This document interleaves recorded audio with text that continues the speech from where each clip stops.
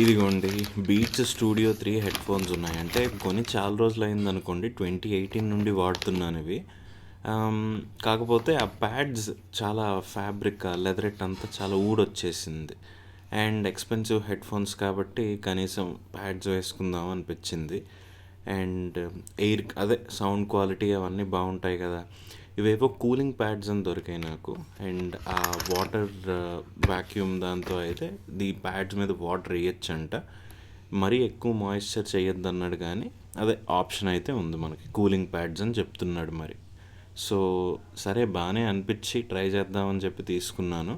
And మీకు leather problem అనిపిస్తే మీరు ఫ్యాబ్రిక్ ప్యాడ్స్ కూడా ఉన్నాయి, అవి కూడా ట్రై చేయొచ్చు మీరు. అండ్ ఇవి వేయడం పెద్ద ఏం కష్టంగా అనిపించలేదు, ఈజీగానే వేసుకోవచ్చు. మరీ ఈజీగా కాకపోయినా కొంచెం పర్లే. అండ్ వేయడానికి మీకు మ్యాక్స్ ఒక 10-15 మినిట్స్ పడుతుంది అంతే. మనకి మెయిన్ థింగ్ వచ్చేసి ఆ బ్లూ కలర్ క్లిప్. ఆ బ్లూ క్లిప్తోనే మనం ఆ పాత ప్యాడ్ని బయటికి తీసి ఈ కొత్తగా వచ్చిన దాన్ని అంటించేస్తాం అంతే. సో ఇది ఫిక్సింగ్ అంటూ ఏమి ఉండదండి, జస్ట్ ఎడిసివ్ మాత్రమే. జస్ట్ ఆ గ్లూతో జస్ట్ ఎగ్జిస్టింగ్ స్పీకర్కి we have to stick it. ఇదిగోండి కండిషన్ చూస్తున్నారు కదా, పాత స్టూడియో 3 హెడ్ఫోన్స్ ఎలా ఉందో. స్పీకర్ బాగుంటుంది, అసలు డౌటే లేదు అందులో. ఓన్లీ థింగ్ ఏంటంటే ప్యాడ్స్. ఇవి అసలు ఎలా అయిపోయాయంటే పెట్టుకుంటే ఇంకా చెవి మొత్తం ఆ లెదరెట్ ఉంటుంది అంతే, ఇంకేం ఉండదు. ఆ సౌండ్ క్వాలిటీ కాదు, ఆ లోపలికి కూడా వెళ్ళిపోతుంది. సో అలా అయిపోయేసరికి ఇంకా మార్చాల్సి వచ్చింది. అండ్ ఫ్యాబ్రిక్ కూడా ఉన్నాయి, అవి కూడా ట్రై చేయొచ్చు, కానీ నేను మళ్ళీ లెదరెట్ తీసుకున్నాను. ఏముంది, మళ్ళీ మార్చుకోవాల్సిన అవసరం వస్తుందేమో కానీ అదే. సో మెయిన్ థింగ్ ఏంటంటే ఆ పాయింటెడ్ ఎడ్జ్ తోటి ఆ స్పీకర్కి ఆ ప్యాడ్కి మధ్యలో జస్ట్ అలాగా దాన్ని నొక్కుతూ ఉండండి లైట్గా. మనకి ఒక రకమైన సౌండ్ వస్తుంది, అంటే గ్లూ ఊడుతున్న సౌండ్, అంటే గమ్ ఊడుతుంది అని తెలుస్తుంది మనకి. అది తెలిసినప్పుడల్లా కొద్దిగా పక్కకి జరిగి మళ్ళీ దాన్ని బయటికి లాగండి.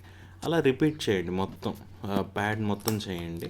అండ్ ఫైనల్గా కొద్దిగా వచ్చేస్తుంది. ఇది యాక్చువల్గా నేను కొద్దిగా తొందరగా ఆ ప్యాడ్ని పట్టుకొని బయటికి లాగేసాను. దానివల్ల ఏమైందంటే ఆ ప్లాస్టిక్ డిప్ ఏదైతే ఉందో అది కూడా దానికి ఉండిపోయింది స్పీకర్కి.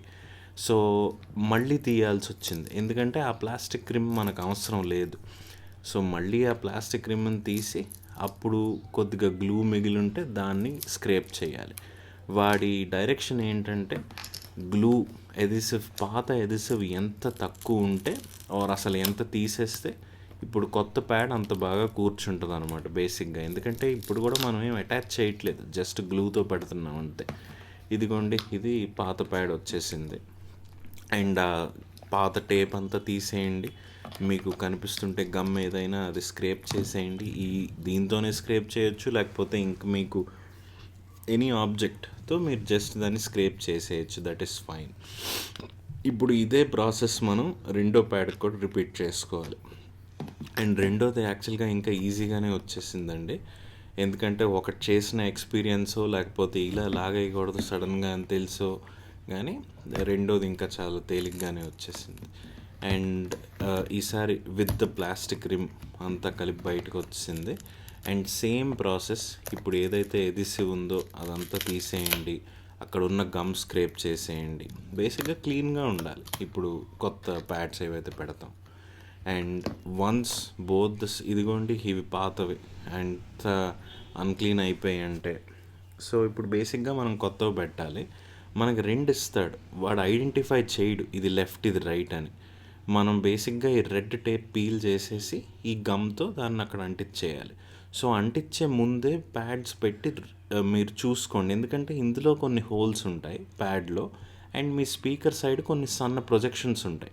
ఓన్లీ రెడ్ టేప్ మాత్రమే తీయండి. నేను పొరపాటున వైట్ దాన్ని కూడా కొద్దిగా పీకేసాను, అది పీకకూడదు ఎందుకంటే అదే ఎడిసివ్ కాబట్టి. సో మళ్ళీ దాన్ని సెట్ చేయడానికి ట్రై చేశాను, రెండో దానికి బాగానే చేశాను. అండ్ ఆ ప్రొజెక్షన్స్ చూసుకొని ఆ హోల్స్ చూసుకొని పెట్టండి. ఒక్క పాయింట్ ఏంటంటే గుర్తుపెట్టుకోవాల్సింది, ఆ స్టిచ్ ఉంటుంది ప్యాడ్ మొత్తానికి కలిపి ఒక స్టిచ్ ఉంటుంది, అది మాత్రం ఖచ్చితంగా డౌన్ సైడ్. అది మనకు ముందే తెలుసు కాబట్టి రెండు ప్యాడ్స్ ముందు సైడ్స్ చూసుకొని పెట్టండి. ఇంకోటి గమ్ పెట్టిన తర్వాత మనం అటు ఇటు తిప్పలేం. గమ్ పెట్టక ముందే అది చూసుకొని ఏది ఏ సైడో అది స్టిక్ చేసేయండి. స్టిక్ చేసి కొద్దిగా ప్రెషర్ పెట్టి బోత్ సైడ్స్ ప్రెషర్ పెట్టండి. అండ్ వాటి డైరెక్షన్ ప్రకారం ఏంటంటే అంటించేసిన తర్వాత ఒక 1 డే వరకు బుక్స్ పెట్టో ఏది పెట్టో దాన్ని స్ట్రెచ్ చేసి ఉంచమన్నాడు. అంటే ఏం లేదు, బాగా అంటుకుంటుందని, అంతే. అంతే అండి. నేను కూడా అలాగే పెట్టాను కొద్దిగా కాసేపు అంటించి. And that's it.